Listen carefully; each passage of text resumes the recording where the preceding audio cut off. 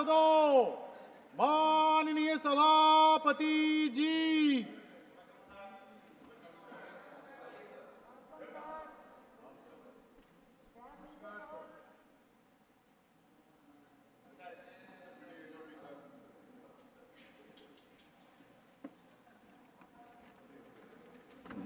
Shri Sudhanshu Trivedi to resume.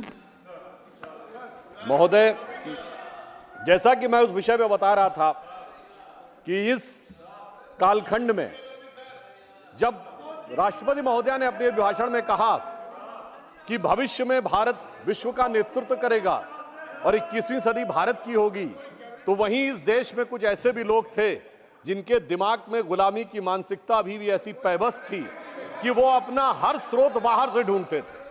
जो कोई कहता था कि पश्चिम वाले अरब से आए, उत्तर वाले यूरोप से आए, पूरब वाले चीन से आए और दक्षिण वाले अफ्रीका से आए, तो मैं सिर्फ ये बता रहा था, इन तीनों जगहों का सिर्फ एक एक उदाहरण बताता हूं कि भारत का इन पे इन्फ्लुएंस था या इनका इन्फ्लुएंस भारत पे था।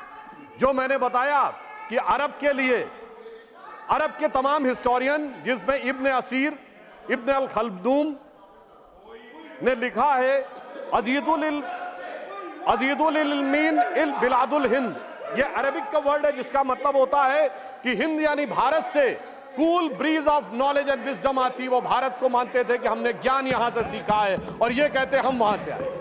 यूरोप वालों के लिए बताना चाहता हूं, Sanskrit is the mother of all European language. हमने नहीं कहा, एक यूरोपियन विलियम जोन्स ने कहा, जो एक अंग्रेज था और कलकत्ता हाई कोर्ट का जज था। यानी वो कहते हैं कि उन्होंने ज्ञान हमसे सीखा है और ये हमको बताते हैं कि हमने उनसे सीखा। ये गुलामी की मानसिकता है। और मैं बताना चाहता हूं हमारे विरोधियों को चाइना के बारे में एक फैक्ट है जो शायद हमारे बहुत से लोगों को ना पता हो। चाइना की संस्कृति में भारत का प्राचीन नाम जानते क्या है? मैं सभी सदस्यों को आपके माध्यम से अवगत कराना चाहता हूं। एंशिएंट चाइनीज में भारत को कहते हैं टियानजाओ, TIANZHOU। कोई जाके चेक कर ले कि चाइनीज भाषा में टियान का मतलब क्या है और जाऊ का मतलब क्या है। जाऊ का मतलब होता केंद्र, जैसे हमारे यहाँ पुर है, नागपुर, कानपुर, जयपुर, वैसे ही वहां हुआनजाऊ, ग्वानजाऊ होता है। और टियान का मतलब होता स्वर्ग। यानी चाइना मानता था कि India is the centre of haven और यह कहते हमने चीन से सीखा है। इसलिए मैं कहना चाहता हूं, अंग्रेज चले गए मगर अंग्रेजियत अभी तक नहीं गई।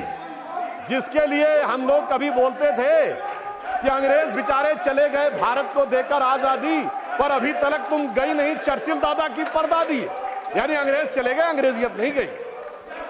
इसलिए मैं इन लोगों के लिए कहना चाहता हूं कि इनके दिमागों में अभी भी वो गुलामी की मानसिकता भरी है कि न संयम व्यवस्था न एकात्मता है, भरी है अभी तक मनों में गुलामी।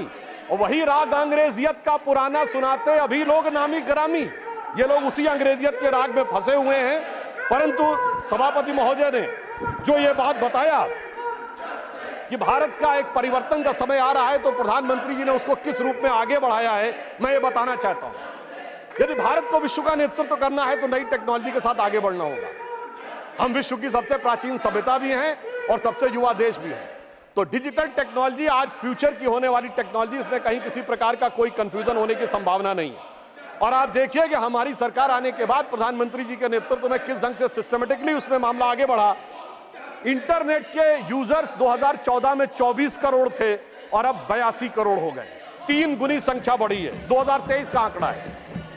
Phone 1.2 billion mobile phone handset के यूजर्स हो गए हैं और 67 करोड़ स्मार्टफोन के यूजर्स हो गए हैं।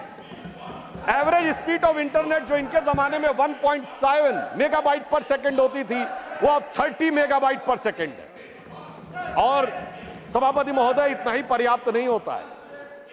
डाटा की स्पीड के साथ डाटा की कॉस्ट भी कम होनी चाहिए। और 1 GB डाटा की कीमत इनके जमाने में 270 रुपए थी और वो अब घटकर 19 रुपए हो गई है, यानी 25 गुना कम किया है।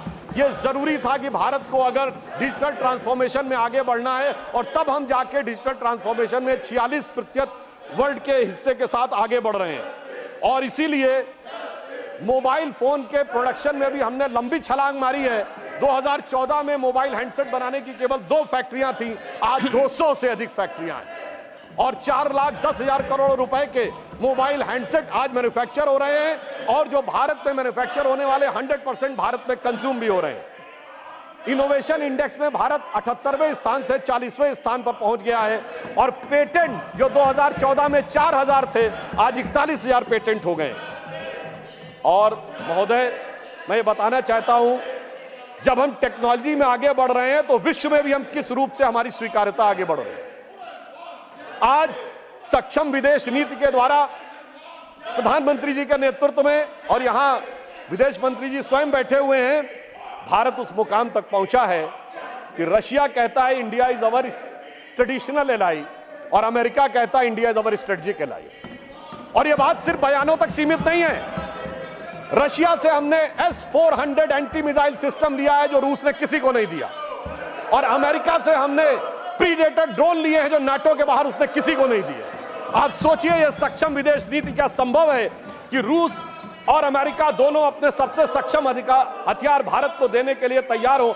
और मैं एक वाकया बताना चाहता हूं, हमारे विरोधी विदेश नीति को हमारी डोमेस्टिक पॉलिटिक्स के चश्मे से देखते रहते हैं और उसमें देश का नुकसान होता रहता था। कोई इजराइल जाता था तो फिलिस्तीन नहीं जाता था, फिलिस्तीन से बात करेगा तो इजराइल से बात नहीं करेगा। पर मैं एक घटना बताना चाहता हूं, माननीय प्रधानमंत्री महोदय जब फिलिस्तीन जा रहे थे तो वो जॉर्डन में रुके और जॉर्डन के शाह ने कहा कि वो उनके पर्सनल हेलीकॉप्टर में उनको भेजेंगे पैलेस्टीन। उल्लेखनीय बात यह है कि जॉर्डन के शाह हुसैन प्रोफेट मोहम्मद की डायरेक्ट डिसेंडेंसी में है, एक ही परिवार है जो प्रोफेट मोहम्मद की डायरेक्ट डिसेंडेंसी में है।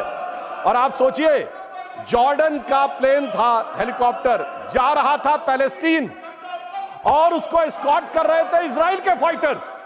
आप सोचिए, इजराइल और फिलिस्तीन कभी किसी एक देश के साथ अगर एक रूप में कभी हुए हो तो वो प्रधानमंत्री श्री नरेंद्र मोदी जी के नेतृत्व में। तो डिजिटल ट्रांसफॉर्मेशन हो या डिप्लोमेटिक ट्रांसफॉर्मेशन, दोनों में भारत एक नए सिरे से एक नए स्वरूप में आगे बढ़ता हुआ आगे दिखाई पड़ रहा है। परंतु अफसोस की बात यह है कि हमारे जो विरोधी हैं वो इस विषय के लेकर जिस प्रकार का वातावरण इन चुनावों के दौरान दिखा, उसमें भी एक विदेश का संबंध दिखा। सभापति महोदय, मैं आपसे कहना चाहता हूं, भारत का यह चुनाव भारत के इतिहास का इकलौता चुनाव था जब विदेश में बैठे हुए किसी धन कुबेर ने यह कहा हो कि वो $1 बिलियन खर्च करेगा मोदी जी की सरकार को हटाने के लिए। यह चुनाव भारत के इतिहास का इकलौता चुनाव था जब चुनाव भारत में हो रहा था और कांग्रेस के नेता आर्टिकल विदेश के अखबारों में लिख रहे थे। शशि थरूर जी ने बांग्लादेश के अखबार डेली स्टार में आर्टिकल लिखा, मोदी हैज टू गो। अरे भाई, विदेश के अखबार में क्यों लिख रहे हो मोदी हैज टू गो? और उसके बाद भी, और ये इतिहास का पहला चुनाव था जब पाकिस्तान के एक मंत्री स्तर के व्यक्ति ने कांग्रेस और राहुल गांधी जी की भूरी भूरी प्रशंसा ही नहीं की। उनका वर्ड था फवाद चौधरी का कि बीजेपी हटनी चाहिए, मोदी जाना चाहिए, उसके बाद जो मर्जी हो कर लेंगे, यानी इन वर्बेटम वही था जो था। अरे क्यों नहीं आपने बोला कि आप कौन होते हैं हमारे बारे में बोलने वाले? मैं याद दिलाना चाहता हूं, जब डॉक्टर मनमोहन सिंह प्रधानमंत्री थे और श्री नरेंद्र मोदी जी मुख्यमंत्री थे और उस समय पाकिस्तान के तत्कालीन प्रधानमंत्री नवाज शरीफ जी ने मनमोहन सिंह जी के बारे में आपत्तिजनक बात बोली थी, तो उस समय नरेंद्र मोदी जी ने दहाड़ कर कहा था, कौन होता है पाकिस्तान का व्यक्ति 120 करोड़ देशों के हमारे प्रधानमंत्री के बारे में बोलने वाला? मगर अफसोस, आपके मुंह से एक शब्द नहीं निकला। इसलिए मैं कह रहा हूं, भारत का ये बदलाव, एक बड़ा बदलाव हो रहा है। और मगर इन चुनावों ने एक निष्कर्ष और दिया है सभापति महोदय, एक निष्कर्ष और दिया है कि कांग्रेस पार्टी को आज बड़ी उत्साह नजर आ रहा है कि वो उभर कर सामने आ गए। मगर महोदय, एक बात ध्यान देने योग्य है इस चुनाव में कि जहां हमारा और कांग्रेस का मुकाबला था वहां तो कांग्रेस कुछ नहीं कर पाई, अपने सहयोगियों के कंधे पे चढ़ के बहुत कुछ प्राप्त किया है। उत्तर प्रदेश में आज समाजवादी पार्टी और कांग्रेस एक साथ आए हैं, तो मैं सिर्फ इतना कहना चाहूंगा कि ये लोग जिस वोट बैंक के चक्कर में साथ साथ आए हैं वो एक के लिए बड़ा चिंता का सबब बनने वाला है। महोदय, ये कुछ हिंदी फिल्मों की पुरानी स्टोरी की तरह है कि पुराना आशिक लौट के आ रहा है। अगर वो पुराना इश्क जाग गया तो आप ये समझिए कि ये समाजवादी पार्टी के लिए बहुत बड़ी चुनौती होने वाली है, क्योंकि वो कहते हैं, सपा कहती है मेरा कारनामा तो देख, तो कांग्रेस कहती है मैं तेरा आशिक पुराना तो देख, तो उधर एक हैदराबादी हजरत है जो कहते हैं मेरा घराना तो देख, और इस ट्रायंगल से का एक नया स्वरूप इस चुनाव में उभरता हुआ नजर आया है। मैं एक विषय और कहना चाहूंगा, इस चुनाव में चुनावी प्रक्रिया को लेकर जिस प्रकार के आक्षेप आरोप लगाए गए, आज मैं अपेक्षा करूंगा कि कांग्रेस पार्टी के वरिष्ठ नेता इस बात के लिए माफी मांगे कि उन्होंने विदेश की धरती पर जा कहा था कि democracy in India has finished. उन्होंने ये कहा था कि जुडिशियल प्रोसेस समाप्त हो गया है। अब उसी डेमोक्रेसी के चलते हुए आपकी अनेक सरकारें बनी हैं और आप अपने को हार के भी जीत की बात कह रहे हैं। इसका अर्थ यह हो गया बहुत स्पष्ट रूप से कि अपने राजनीतिक नफे नुकसान के तराजू पर तौलकर आप देश की गरिमा को गिराने का प्रयास भविष्य में न करें। और नीट के विषय में भी एक बात कहना चाहता हूं सभापति महोदय, नीट को लेकर हमारी सरकार पूरी तरह संवेदनशील भी है और सतर्क भी है। हमारे शिक्षा मंत्री जी ने कहा किसी एक भी बच्चे के साथ अन्याय नहीं होने देंगे, मगर मैं इनसे पूछना चाहता हूं, जब एनटीए के चीफ को हटा दिया गया, जांच कॉन्स्टिट्यूट हो गई, मामला सर्वोच्च न्यायालय में विचाराधीन है, तो ये क्या अपने को सर्वोच्च न्यायालय के विजडम से ऊपर समझते हैं? यदि विषय सर्वोच्च न्यायालय में विचाराधीन है तो उससे पहले इस प्रकार का वातावरण बनाना, इसका अर्थ यह हो गया कि यदि न्यायालय उस पर टिप्पणी देने जा रहा है मगर हम उससे पहले उसके ऊपर विवाद करना चाहते हैं। और मैं ये भी बताना चाहता हूं कि महोदय, आज जो लोग बोल रहे हैं, राजस्थान में 1.5 दर्जन पेपर लीक आउट हुए थे, हमारी सरकार ने तो संवेदनशीलता की बात कही। उनके मुख्यमंत्री का एक चर्चित बयान आया था, मैं तो जादूगर हूं, मैं सब कुछ ठीक कर दूंगा, मुझे सब कुछ पता रहता है। इसलिए मैं ये बताना चाहता हूं कि छात्रों के विषय को लेकर हमारी सरकार पूरी तरीके से संवेदनशील है और पूरी तरीके से सतर्क है, और शिक्षा मंत्री ने भी यह बात बिल्कुल स्पष्ट की है। अंत में मैं ये कहना चाहता हूं सभापति महोदय कि राष्ट्रपति महोदया ने यह बताया कि हमारी सरकार ने क्या काम किए और अमृतकाल में आगे क्या काम करने जा रहे हैं। उन्होंने यह शब्द प्रयोग किया था अपने अभिभाषण के अंतिम चरण में कि 25 वर्ष का यह अमृतकाल है, यह भारत का वो आधार बनाएगा जो आने वाले 1000 वर्ष तक भारत के भविष्य का निर्धारण करेगा। इसका अर्थ क्या हुआ कि हमारा 10 साल का परफॉर्मेंस है, 25 साल का प्रोग्राम है और 1000 साल की दृष्टि है, और हम 10,000 साल पुराने भारत से भी प्रेरणा लेते हैं। यानी हमारी सोच चुनाव मूलक नहीं है, सभ्यता मूलक है। Our vision is not electoral, it is civilisational. इसीलिए हम 1000 साल आगे के भारत के भी सोचते हैं। इनको कोई फर्क नहीं पड़ता 20 साल बाद क्या होगा, 25 साल बाद क्या होगा, पर हम 1000 साल आगे के भारत के बारे में सोचते हैं, 25 साल के आगे के भारत के बारे में योजना बनाते हैं और हजारों साल पहले के भारत से प्रेरणा लेते हैं। और इसलिए मैं ये कहना चाहूंगा कि हमारे विरोधी चाहे जो भी कर ले, मगर सभापति महोदय, जो हमारी राष्ट्रपति महोदया ने कहा था कि सब लोग आए, मैं इनसे अनुरोध करूंगा, आइए, साथ में मिलिए, साथ में विचार करिए और उसके बाद एक साथ देश के विकास के लिए आगे बढ़िए। अभी जो आपको प्राप्त हुआ है इसको मंजिल समझिए नहीं, अभी हम सबको मिलकर देश के लिए बहुत आगे चलना है। और मैं अंत में एक वाक्य जरूर कहना चाहूंगा, 21वीं सदी भारत की होगी, इसमें कोई संदेह नहीं है, और इस प्रकार के वाद विवाद के बावजूद होती रहेगी, इस प्रकार के वितंडावाद के बावजूद हम आगे बढ़ते रहेंगे और यह उसी विचार को लेकर आगे बढ़ेगी। राष्ट्रपति महोदया ने यह बात भी बताई कि आज दुनिया में संघर्ष है, आज दुनिया में सभ्यताओं के संघर्ष की बात कही जाती है, और उस संघर्ष का समाधान कौन देगा?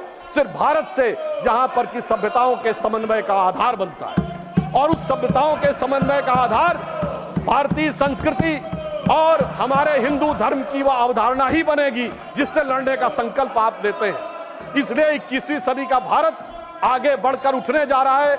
We are all set to rise, not to dominate the world but to motivate the world.